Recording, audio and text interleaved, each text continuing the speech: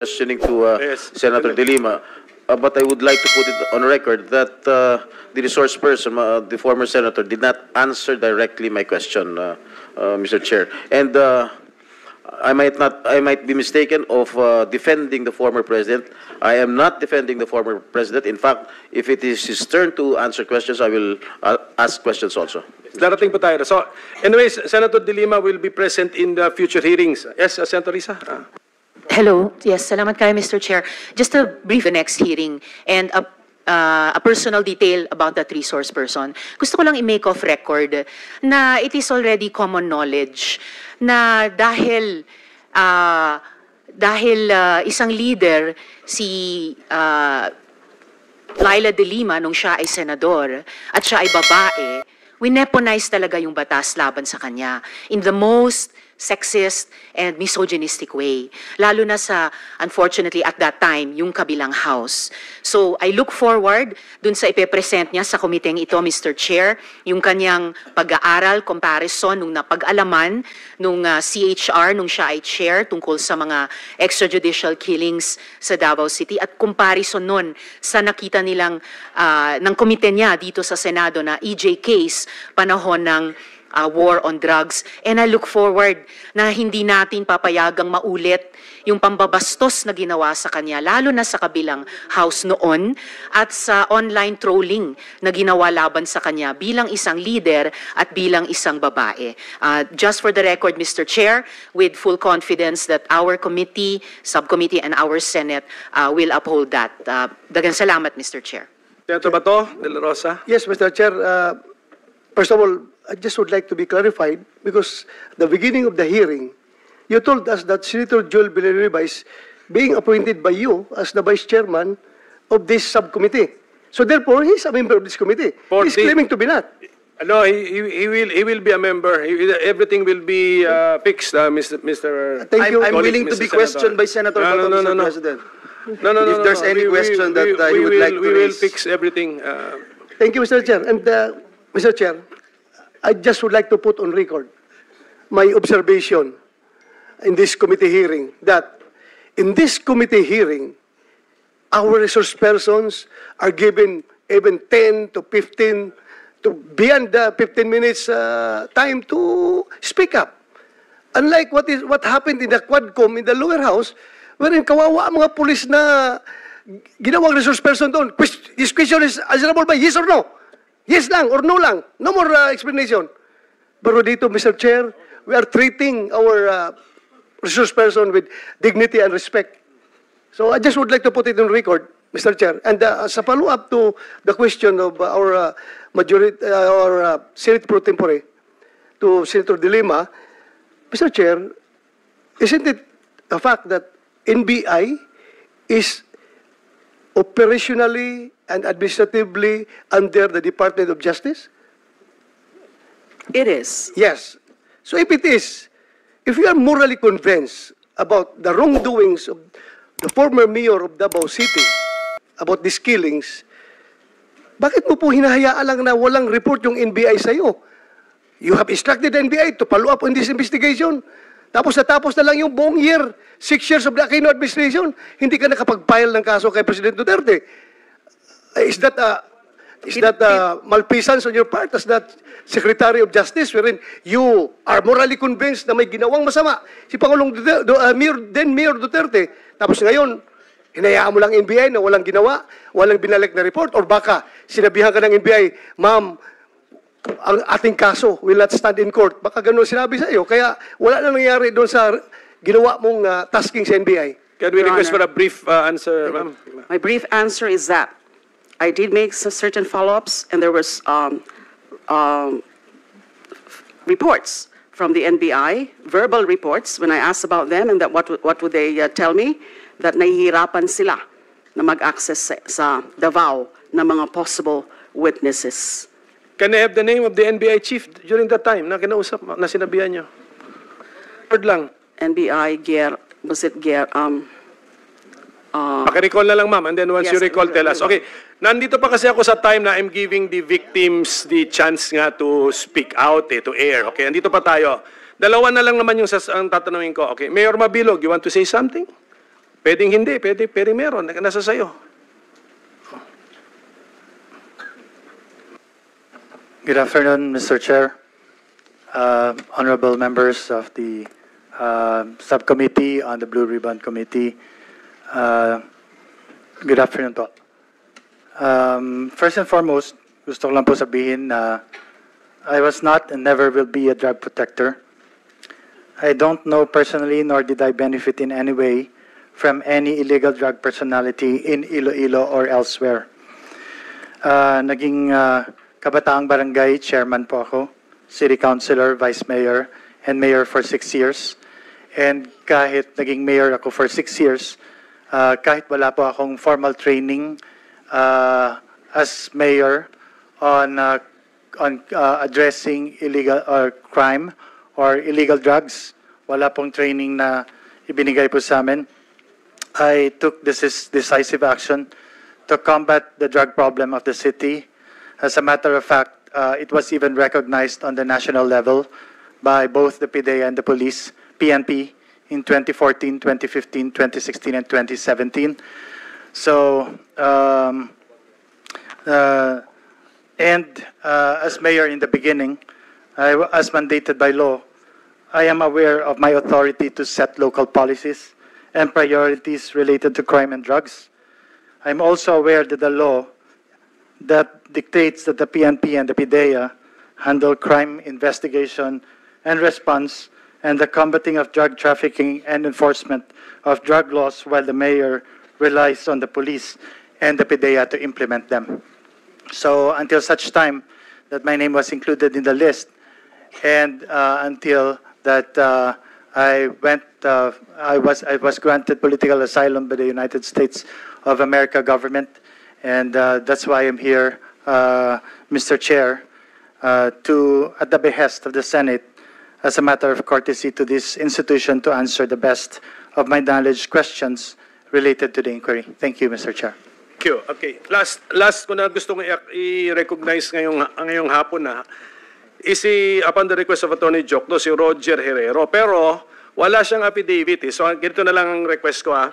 Attorney Jokno, can you prepare the affidavit of Roger Herrero? Give it to us before his actual appearance before this committee. I will give him time sa second hearing as a victim. Apo.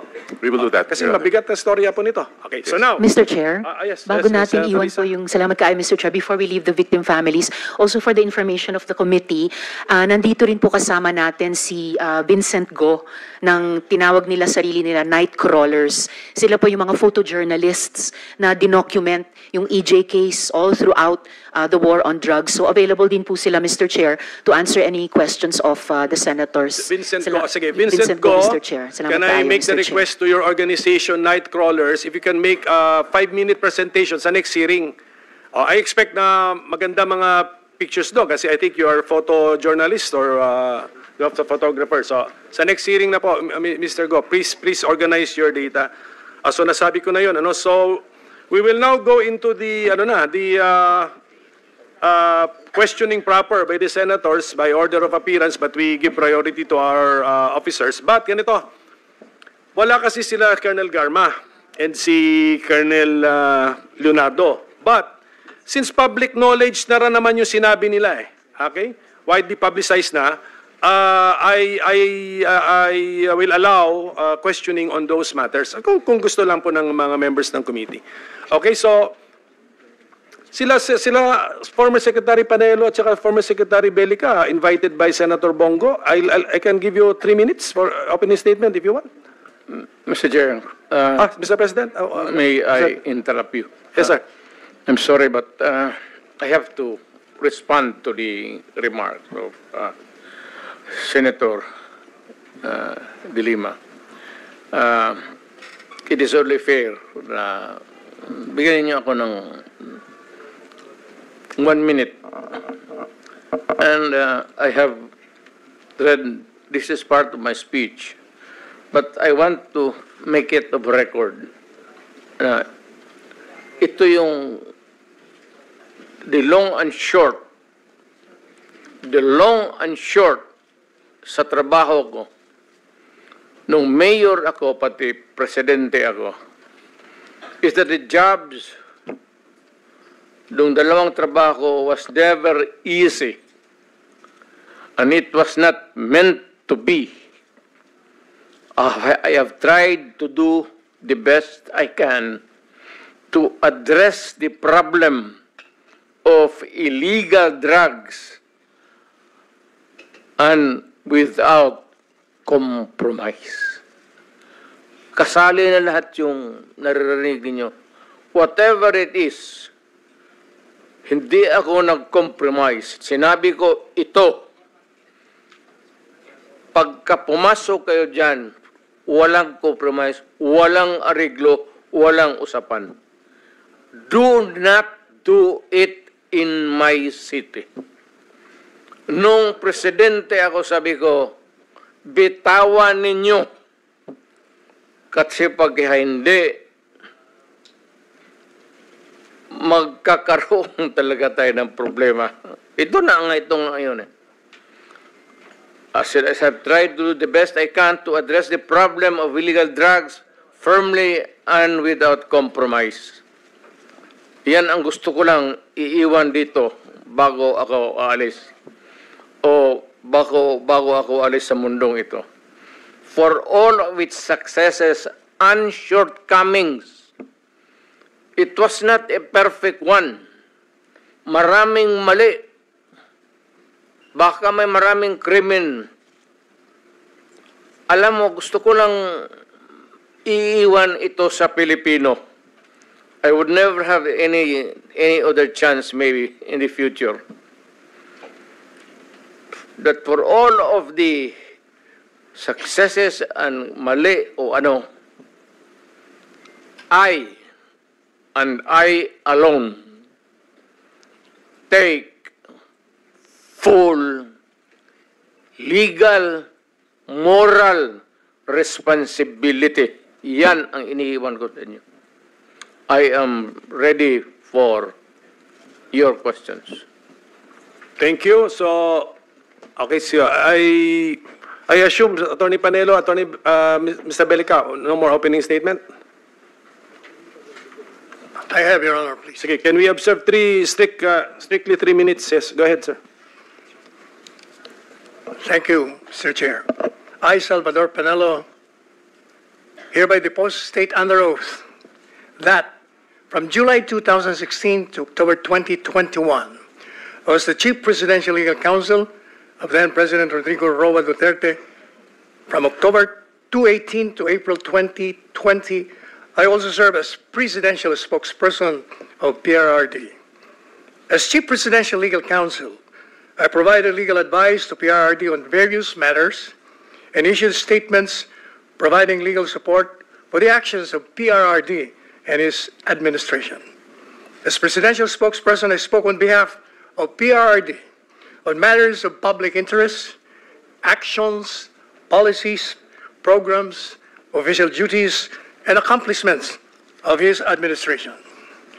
In connection with the Philippine War on Drugs, which is the subject of the investigation in aid of legislation of the Committee on Accountability of Public Officers and Investigation, or the Blue Ribbon Committee of the Senate of the Republic of the Philippines, I had no participation therein, apart from issuing statements on behalf of or in support of PRRD, or responding to queries from the media on statements from PRRD on the matter in my capacity as Chief Presidential Legal Counsel and Presidential Spokesperson.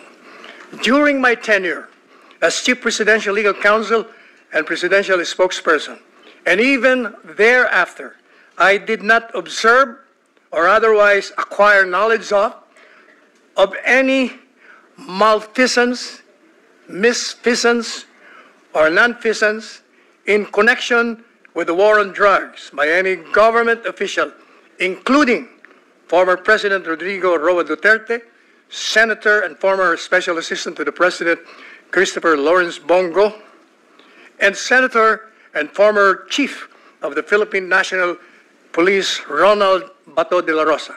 Specifically, I did not observe or otherwise acquire knowledge of any reward system for killing of illegal drug personalities, any orders to kill drug lords or to implicate political opponents in the illegal drug trade or any other illegalities alleged before the Committee on Dangerous Drugs, Public Order and Safety, Human Rights and Public Accounts, or the Quad Committee of the House of Representatives. From my point of view, Can you wind up, sir? yes, Sige. the last paragraph. Okay, go ahead, sir. From my point of view, there was nothing illegal with PRRD's war on drugs because it was a legal and necessary response to the country's pervasive and destructive drug problem.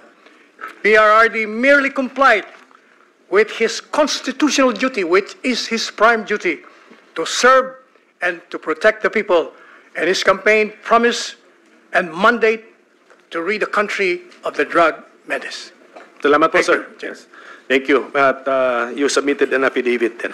Mr. Belica, pero keep it within 3 minutes. Yes, sir. Thank you, Mr. Chairman. I am Greco Belica, former Presidential Anti-Corruption Commission Chairman, and I am executing this sworn statement to comply with the directive of the Philippine Senate's Authority of Public Officers, an investigation subcommittee in relation to its motu proprio investigation in the aid of legislation on the Philippine war on illegal drugs. That President Duterte created the now defunct PACC through Executive Order Number 43, which was signed in October 4, 2017. That the PACC was created under the Office of the President to directly assist the President in investigating and or hearing administrative cases primarily involving graft and corruption against all presidential appointees as defined by Section 5 EO 43, and to perform such other duties as the President may direct.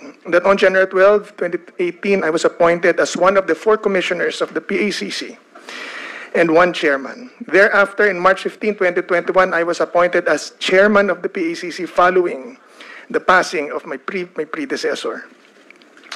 And I left office at October 8, 2021, when I filed my certificate of candidacy to run in the election. That my previous position and function, as well as jurisdiction of PACC, did not extend to any investigations and operations on illegal drugs, but mainly focus on investigation over alleged graft and corrupt practices by presidential appointees within the executive branch of government. That paragraph A, section 5 of EO 40 define the scopes and jurisdiction of the PACC that states the Commission shall have the power on complaint or motu proprio and concurrency with the Office of the Ombudsman to hear, investigate, receive, gather, and evaluate evidences, intelligence reports, and information in administrative cases against all presidential appointees of the executive branch of government. Occupying the position of Assistant Regional Director or equivalent to the rank higher otherwise classified by salary grade 26 up, including the members of the Governing Board of Instrumentality.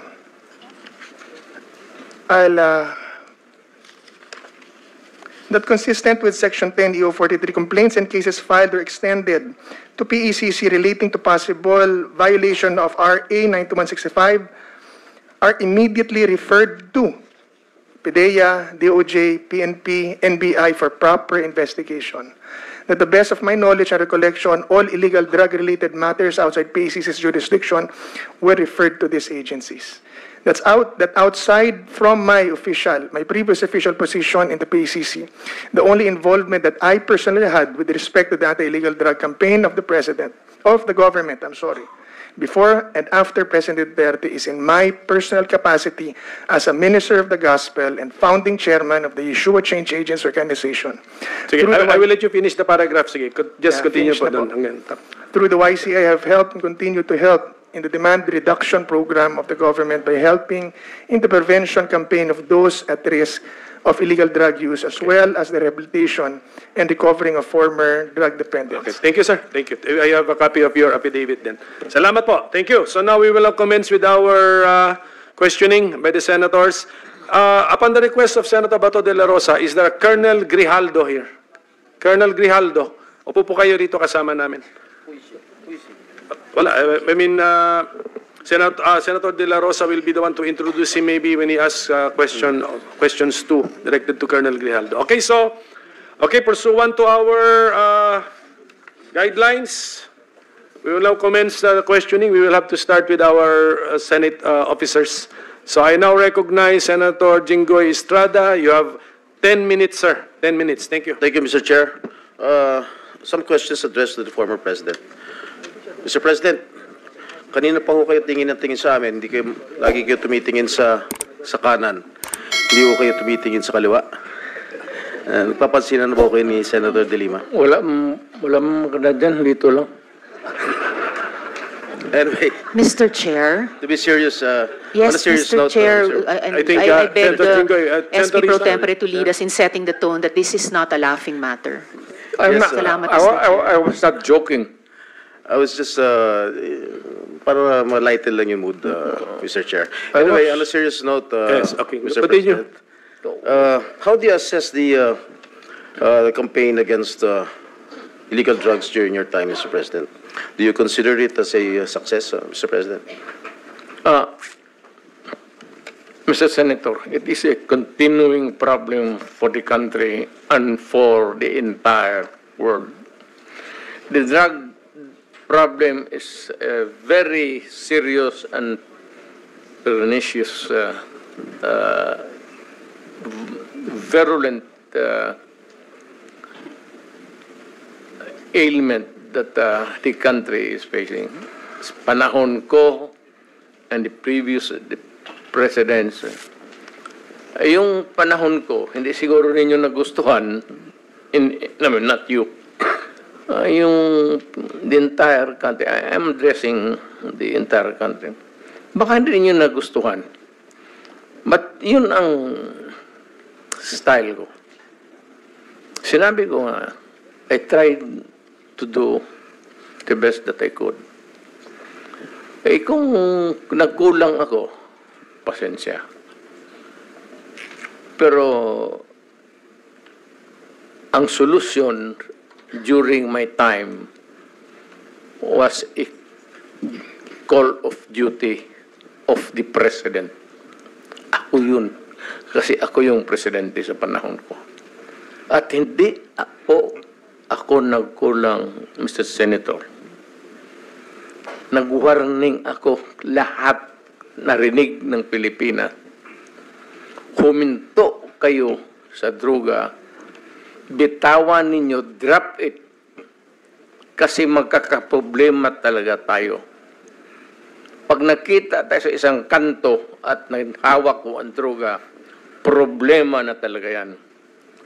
So, yun na, nagkakaroon tayo ng problema. May patayan. But it was not state-sponsored killing. There was never an official order to the police and the military and to the agents of government to kill. Andyan si Senator De La Rosa. Wala akong sinabi na ganon kasi abogado ako. Ang sinabi ko, yung sinabi ko nung nagtuturo ako sa Police Academy, that in your fulfillment of duty, yung elements of self-defense would apply to you pag you are trying to arrest a person. Alam mo, ang trabaho ng pulis kasi, pag sinabi mong aarestuhin kita, hindi hinto dyan. The police must arrest and overcome the resistance para madala mo yung kriminal doon sa istasyon at mabok mo para makulong. Yan ang problema at naawa ako sa mga pulis. Hindi mo masabi, bitawan mo yung baril at pag hindi sumunod, sabihin nila ng pulis, o sige, bukas makita tayo dito, huwag ka nang magdala ng baril. Hindi yun ang tinuro ko sa kanila. Nagtuturo ako sa Police Academy. Yan, lahat yan sila dumaan sa akin. Yan, because, yan ang turo ng sa College of Law. That's the law. Kung ano yung sinabi ko sa police, batas yan. Walang compromise dyan when you are arresting a person. if he resists, pag ayaw magpa-aresto, you have to overcome him. His resistance. Ngayon, pag lumaban, nagkaletse-letse, may baril, may... magpatayan talaga. Kaya yan ang problema ng pulis, kaya naawa ako. Kaya ako rin nandito, guns, siguro, paano na rin ng God sent yung invitation ninyo. Naawa ako dito sa mga pulis na tinatawag ninyo at inaano ninyo, yung trabaho ng pulis kasi involves personal contact. Walang trabaho sa pulis, sabihin niya, halika dito, bitawan mo yan, mag-surrender ka, sumama ka sa akin.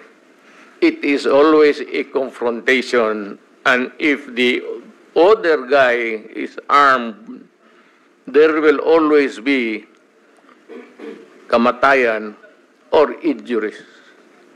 Mr. President, if I may... Yes, sir. Kasi napapanood ko kayo sa TV, nung hindi pa ako senador, during your term, na meron ho kayo sinasabi, uubusin ko kayo, papatayin ko kayo. Ano po ibig sabihin? Sino po yung uubusin ninyo? Sino yung papatayin ninyo? Ito ba yung mga user, mga pusher ng illegal drugs? Yes, sir. Lahat. Hold-upper, kidnappers. Hindi lang sa drugs? Hindi lang droga, sir. Lahat po. When I was mayor, kalaban ko lahat ang criminals.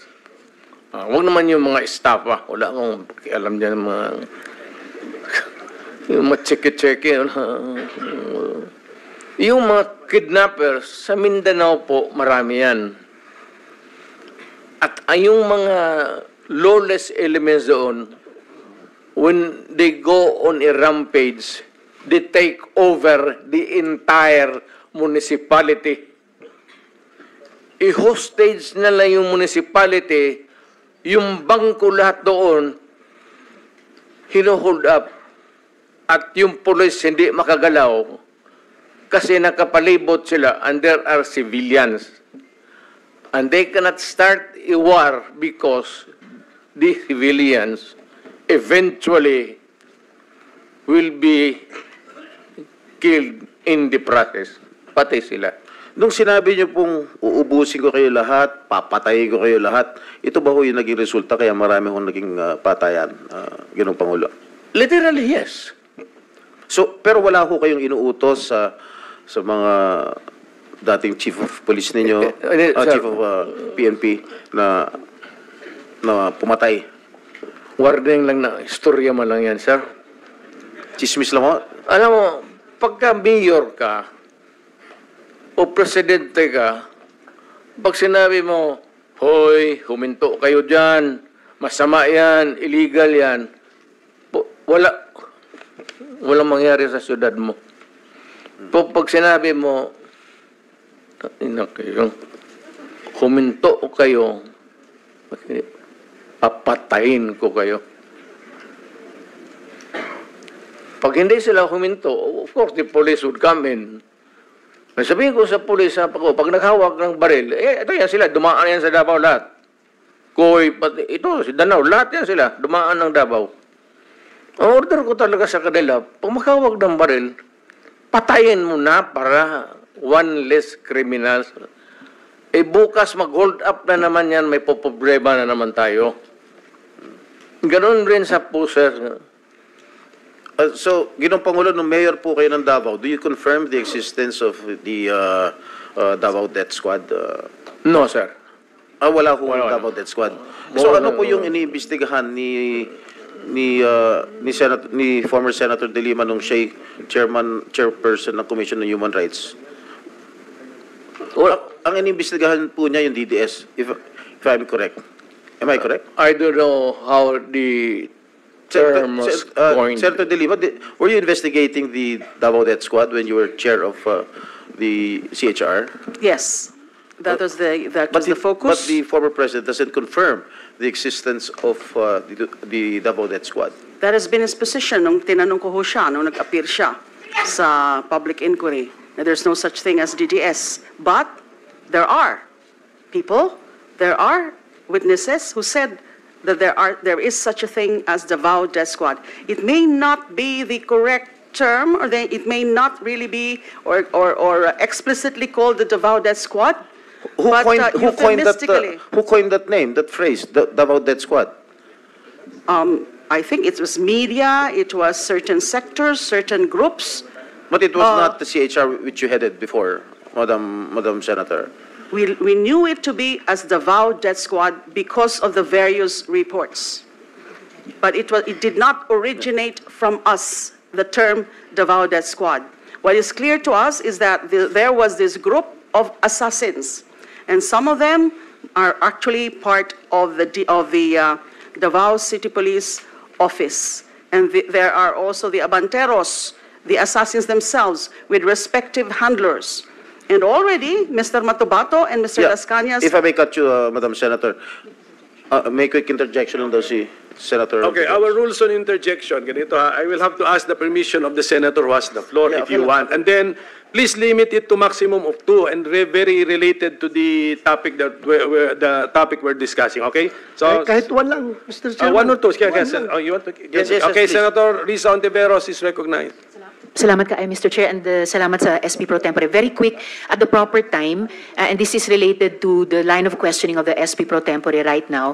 At the proper time, I will ask the Chair's permission to play a never-before-played video that precisely talks about the Davao Death Squad, exactly related sa line of questioning ng SP Pro Tempore at this moment, Mr. Chair. Salamat, SP Pro Tempore. Salamat kaayo, Mr. If you Chair. permit it. Okay. Senator Bato. Yes. Senator, may I Yes, sir. Go ahead. interject?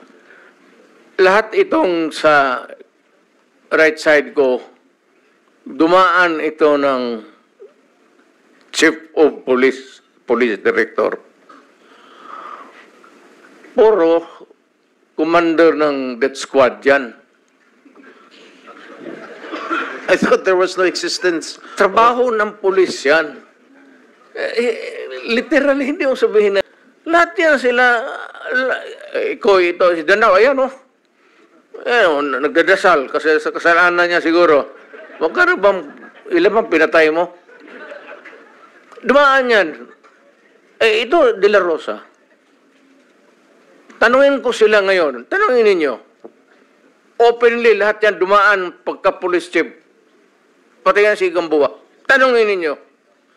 Danao, kung may utos ba ako na patayin ninyo yung tao na nakatali yung paa, pati kamay sa likod, or assassinate them. Ang sinabi ko, ganito, prangkahan tayo, encourage the criminals to fight. Encourage them to draw their guns. Yan, buhay yan. Ayan ang sila, yan ang instruction ko. Pati yan si Kuy. Encourage, pati yan si De La Rosa, encourage them lumaban. Pagka lumaban, patayin ninyo para matapos na ang problema ko sa siyudad ko. Ang ina yan. Noong na-presidente ako, ganun rin sa command conference. Diyan sa Malacanang. Yan ang utos ko. Bakit ko pagbigyan important? Mag-criminal, they go after the innocent people robbing. Mabuti na lang sana kung aakyat ng bahay. Mayor ako matagal.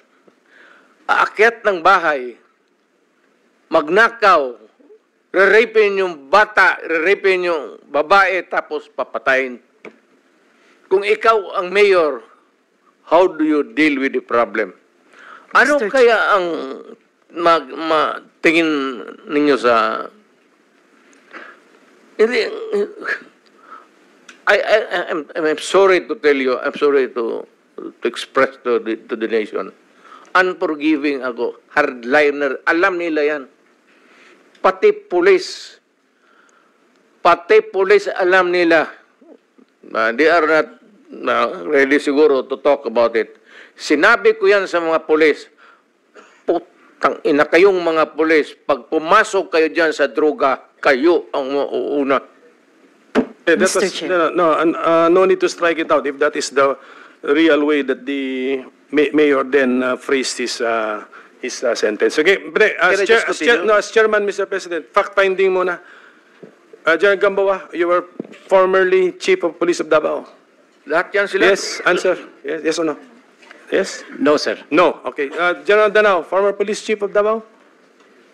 Yes, sir. Okay. General Sinas, former Police Chief of Davao? No, sir. No. Catalino Coy, former Police Chief of Davao? Yes, Your Honor. How about Karamat, former Police Chief of Davao? Ha? Sa mic, sir. No, sir. Okay, para klaro. Okay. Sige, Ako, Mr. Chair. Senator, Mr. Chair, that's the floor. Okay. Ako, hindi mo ko tanungin.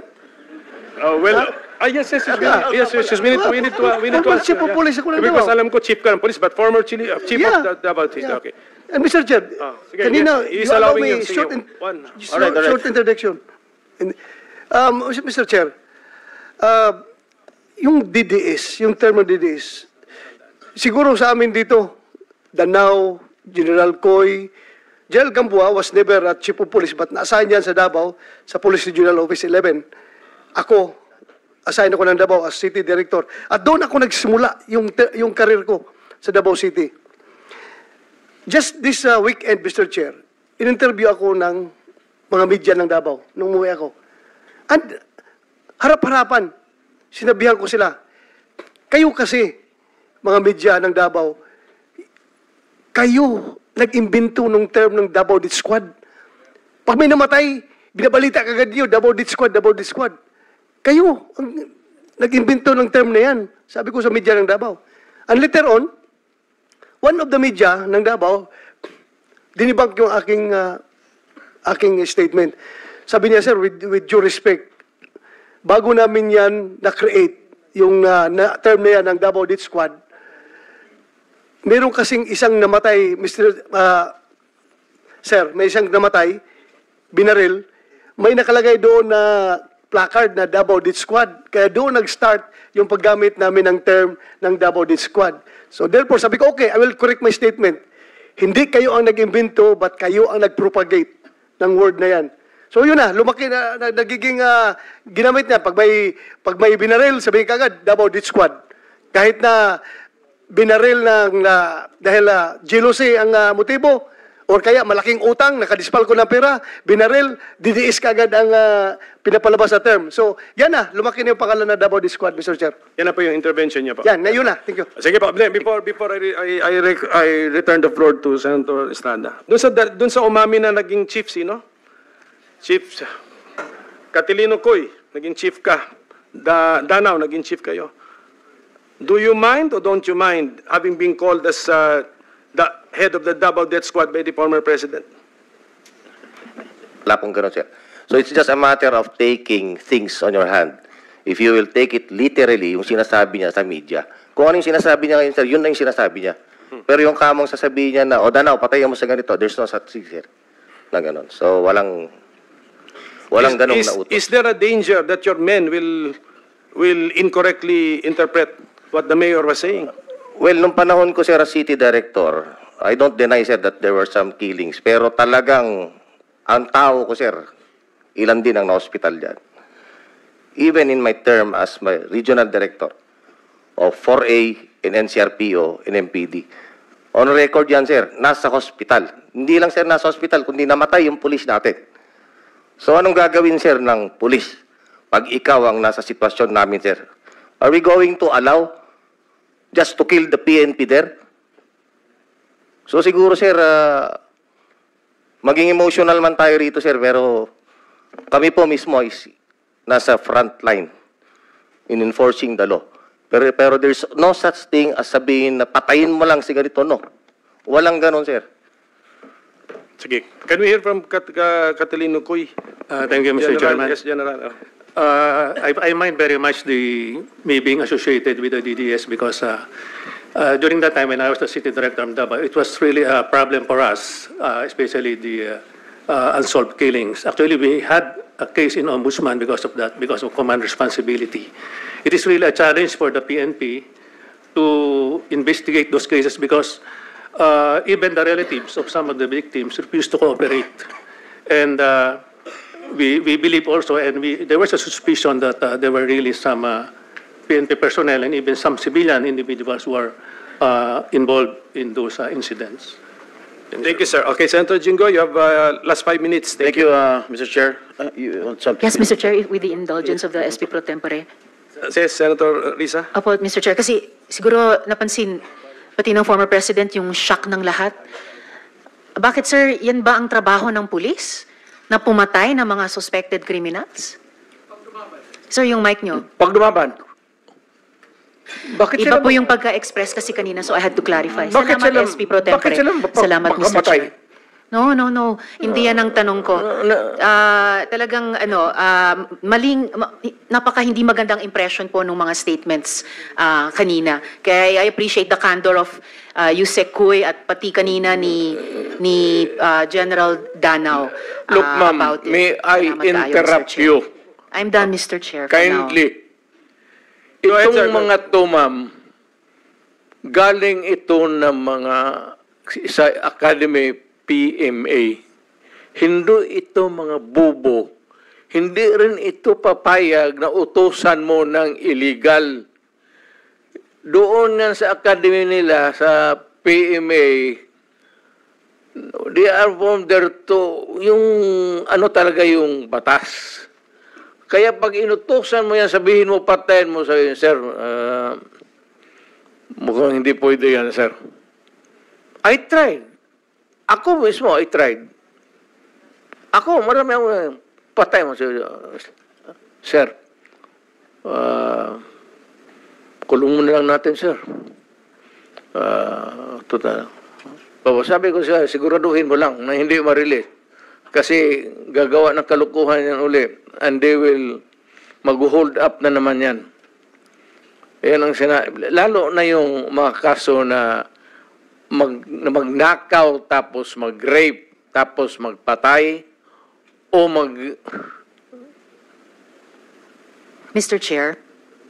Can we let the President complete his sentence? What were you trying to say, sir? That Yes, pagka mag-rape, magpatay, magnakaw, magpatay, and then what do we do with them? Ganun na lang ang sadness ko sa trabaho ko. Thank you. Kaya hindi ko lang sinabi ko yan kasi hindi ko lang sila mautusan ng gano'n na gaya na sinabi ko, putang ina, nag-rape ng bata, yung pinatay, patayin mo. Hindi ko mautusan itong mga to. Sabi ko, karamihan na sila PMA, hindi maniwala yan ang ganon. Sabi naman, sir, mahirap yan. Kulungin na lang natin, sir. Walang dumaan yan sila sa... There was never a time na sinabi ko, patayin ninyo yan. Minsan yung harap-harapan sa crime scene, nakita ko yung bata, 3 years old, rape, patay, tapos nandoon yung tiyuhin. O sinabi ko, putang, patayin mo, out of outrage. In the moment of outrage yung, putang, patayin mo. Sir, kulungin na lang natin yan, sir. Ano nangyari doon, Mr. President? Yung insidente na yun, napatay nga yung tito? Pinatay? Hindi. Hindi. Mr. Chair. Yes, Senator Risa. Alam ko po na matatalino ang mga taga-Philippine Military Academy. Hindi po yan ang issue. Ang kinaklarify ko po ay kanina sinabi nyo na in-encourage nyo ang PNP na i-encourage yung suspect na lumaban. Yes. Para mapatay, para masabing nanlaban. Correct. Correct. Para Ito sa very ma-minimize. incorrect. Correct, yes. Very incorrect po, Yes. I may say as a It's not, civilian, sa professional police. It Salamat depends tayo, on, Mr. Chair. ano na natin yan, ma'am. That's your view, that. It's not my view only, Mr. Chair. Thank you for putting it on record. Pagka-mayor, pagka-prosecutor. Ako, alam ko, dumaan ako, prosecutor, mayor, presidente, alam ko ang trabaho ko. Yes, Yan salamat ang totoo tayo, Mr. dyan. Chair. Hindi ka nagdala ng syudad eh. You never Totoo had po, a Mr. chance Chair. to solve the problem of a community. Thank you, Mr. President. Thank you for Senator putting it on Hindi record, tayo Mr. Chair. magkaintindihan dyan. Senator Estrada has the floor. Thank you, Mr. Chair. At kung pabalikin ako, sir, gagawain ko uli yan. Dublado. Your Honor. Silence, please. Osaa, silence the gallery and those who will do that again, exclude them from the hearing hall. Gallery, please do not encourage me. Okay, Mr. Stay President, okay, Mr. President, it's now Senator Estrada who has the floor. Thank you, thank you. Thank you, Mr. Yes, Chair. sir. Alam niyo po, nag-mayor din po ako ng San Juan, kaya I know where the former president is Marami coming ka rin from. siguro pinatay, sir. Alam ko. Mr. Chair, Mr. President, bibigyan ho namin kayo ng pagkakataon to air your side dahil nung napanood ko po yung mga revelations ng mga resource persons sa Quad Committee sa House of Representatives, marami po mga revelations po ang mga naglabasan, katulad po ng kay Colonel Garma. Ang sabi po niya, she received a call from you sometime in May 2016. Can you confirm this, Mr. President? Ay, hindi ako tumatawag ng pulis. Bahay? Yung sabi niya doon sa bahay? Hindi ko pinapupunta ng... Before you assumed the presidency, you were still president-elect at the time. Sabi niya May 2016. So I presume you were still president-elect, Mr. President. I do not remember Calling her. calling her. And for what? Yung presidente ako, nandyan na yung lahat nasa akin na ang... Ang sabi po kasi niya dun sa kanyang revelation dun sa Quad Committee, nagpapahanap din po kayo ng isang police officer na miyembro ng INC. Tama po ba ito? Yun po ang sinabi ni Colonel Garma ron sa Quadcom, sa House of Representatives, yun ang Pangulo. I hate to say this, but... Nagsisinungaling yung gagang yan. Bakit ako mamili ng Iglesia ni Cristo? Di, yung mga aglipay, pati isali ko na lang. Yung Mormons. Why would I zero in sa Iglesia ni Cristo? For what reason? Yun po ang sinabi ni... Kaya, sir, Opo. I am just trying to explain ko kung bakit ako magpatawag ng Iglesia ni Cristo. Di, ipatawag ko na lang yung Mormons, pati yung aglipay. Trabaho nila yan, sir. Ako, Mayor Presidente, wala akong pakialam kung anong relihiyon ninyo. Trabaho kayo dyan. Alam nila yan. Alam nila yan kung paano ko sila murahin. Do not give me that shit to tang. Mr. President, pero gaano niyo po kakilala tong si Colonel Garma? At kailan niyo po siya nakilala? Saan ba ito nagka-problema itong babae na ito? Hiwalay ito sa asawa eh. Si Niligawan Bilila niya po? Oh, si Bilila. Niligawan niya po? Sino? Si Garma?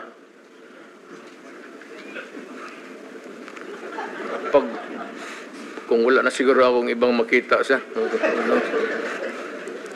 Hindi, sir. Ganito naman. Hindi ko naman inaano. But, alam mo kasi, pag tao ko, alam nila yan. Parang close mo talaga. Kasi, ganun ako mag-trato dito sa pulis eh. Ito sila, sir. Mabuti nandito kasi puro dumaan ito sila sa akin. Ganun talaga ako Pero bakit ho siya nagsasalita ng nagbibigay po ng revelation doon sa Quadcom na sinasabi nyo hindi po totoo na tinawagan nyo po siya noong May of 2016 at nagpapahanap po kayo ng isang police officer na miyembro ng INC? Hanggang ngayon, sir, it's a mystery to me. Bakit ko siya tatawagan at bakit ko sabihin sa kanya maghanap ng Iglesia ni Cristo na marami namang pulis sa Davao na membro ng Iglesia ni Cristo? Why would I specify a person belonging to a religious sect when, as a matter of fact, there are a lot of policemen who are members of the Iglesia ni Cristo in Davao City? What would be the point of asking for a special person? Hanggang ngayon, sir, hindi ko nga mafatom. So sabi ko, well, I don't know, but it's a lie. Or making up stories. I don't know what she's driving at o ano ang gusto niyang Motibo. ipalabas sa at the end of the story. Mr. President, kilala niyo ba ho itong si General ba ito? Leonardo? Colonel Leonardo. Yes, sir. Sino po ang nagrekomenda sa inyo na i-appoint po si General Leonardo? Kasi base ho rin sa testimonya ni Colonel Garma, siya yung nagrekomenda kay Leonardo sa inyo para i-appoint. Totoo po ba? Wala, sir, kasi alam mo, I cannot create a unit sa police because we do not have that kind of authority now. Hindi ako pwedeng magtawag ng police dito, o sige, kayo ang unit and you are, you do this job. You have to clear it with the, at hindi papayag itong mga chief of police kasi meron yan silang organization mismo for drugs and for itong whatever mga specialized narcotics, tapos itong mga smuggling. Hindi. Kasi po, ang testimonya po ni Colonel Garma sa Quadcom sa House of Representatives, tinuturo po niya itong si Leonardo na nagbibigay po ng reward money sa mga police officials na nakakahuli o nakakapatay po ng mga drug pushers. Gusto ko lang, at least you can air your side, Mr. President, kung talagang totoong may reward money o wala. Sir, sagutin kita ng ganito. Bakit ako magbayad sa kanila? Trabaho mo nila yan. Kung may pera, bulsa ko na lang. If there is a fund for that, why would I give it to them? Trabaho nila yan eh. The best that I could minsan is pupunta ako. Iyaya ko yan sila na magkain. Or kung may mga problema sila na personal, alam mo sir, ganito yan eh. Yung policer, maliit lang talaga yung sweldo. Maliit talaga, hanggang ngayon maliit talaga ang sweldo. Pag hindi pumasok ang local chief executive o city mayor at may problema ang personal yung police, cancer ang asawa, sweldo. Walang ibang puntahan yan, ikaw. Pag hindi mo tinulungan ang policer, patay. Yung sweldo nila cannot cope up with the demands of mga problema. Minsan, yung tanungin ko, ilan ang anak ko? Magsabi ako, alam nila yung istasyon. Sa istasyon nila, yung station commanders yan sila. Tapos magtanong ako sa isang police, ilan ang anak mo? Sabihin, 6. Sir, ito, prangkahan. Nagagalit talaga ako. Putang. Sildo mo ng ganon, tapos sige ka, putulin ko yung, barilin ko yung, ganon. Nandito man sila, sir. And you can ask them. Stricto ako sa kanila, pero kaibigan ko sila. Ano ako sa policer? Because pagka may problema sila, nandyan ako sa kanila. Pro-police talaga ako at matagal akong nagturo sa Police Academy kasi noong practicing lawyer ako, wala masyado akong kita kasi bata pa ako. At maaga akong nag-asawa, magkaroon ako ng anak, kulang panggatas, kaya ako nagturo sa academy, kaya yan sila dumaan lahat sa akin. Lahat yan sila nakatikim ng lecture sa akin, sir. Wala akong sinabi sa kanila na pumatay ka ng tao, barilin mo, nakatalikod, ano yung sa law school ko, sir, yun ang tinuturo ko sa kanila. Yung criminal law ko dito sa law school ko, yun ang dinala ko sa kanila. At mas maganda kasi natitempla ko, I could use the common yung lingwahe nila. Kaya malapit yan sila sa akin. Pero alam nila pag nakasala sila, alam nila yan. Pagka sinabi ko nga sa kanila, ito, pardon, allow me to use the word. Sinabi ko talaga sa kanila, putang ina kayo mga polis kayo. Huwag kayong pumasok dyan sa droga. Huwag kayong pumasok sa kidnapping. Kasi ako mismo, ako ang papatay sa inyo. Ako ang magparil sa inyo. Totoo yan, sir. Ano yan? Buhay man sila lahat. Sabi ko, putang ina, huwag kayong pumasok dyan. Let's say kayo. Papatayin ko talaga kayo. Kaya yung pulis na nagkasala, sir, mga ganun, either pagka nagkasala, wala na. Mawala. Mawawala po. Oo, yan. Tarangin mo yan sila. Kasi sabi ko, papatayin ko talaga. Putang ina, pag nakita kita, patayin kita. At, kung tanungin mo ako, sir, na may pinatay ako, hindi man ako ang iniimbestiga ngayon. So, hindi ako magsabi na totoo. Mag-line na lang ako kay... Ako na lang po magtatanong, meron na ba ho kayong pinatay, Ginoong Pangulo? Sir, may moment lalo na sa yung outrage. Yung hindi ko matanggap yung minsan yung pamilya na ubusin mo, patayin mo, tapos i-rape mo. Mukhang sa akin yan, sir, talagang nawiwirla ako. Masyadong ang fuse ko dyan, mainit talaga ako. Alam nila yan. Kaya behave. Sir, ito tanongin mo, prangka-prangka. Nandito, or citizens of this country, anong pinaka-safe na city for the longest time hanggang ngayon? Tanungin ko kayo. Noong panahon po ng tatay ko, San Juan po.